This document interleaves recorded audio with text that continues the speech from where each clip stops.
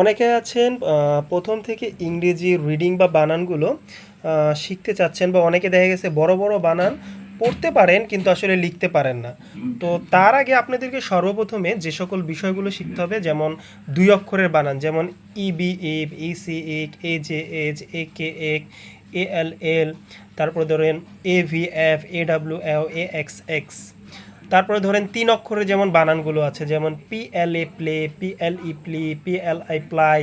তারপরে ধরুন D R A dray, D R E dree, D R I dry.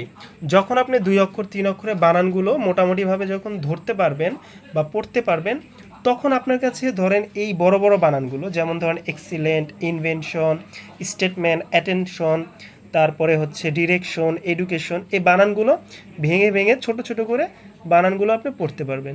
যেমন আমরা একটা বানান করি, যেমন NEWS, নিউজ, PAPER, পার, নিউজ পেপার। তখন আপনি এই বড় বানানগুলো সহজেই আপনি পড়তে পারবেন। তার আগে আপনাকে ছোট ছোট বানানগুলো আগে ভালোভাবে একটু শিখতে হবে এবং মিলিয়ে পড়তে হবে।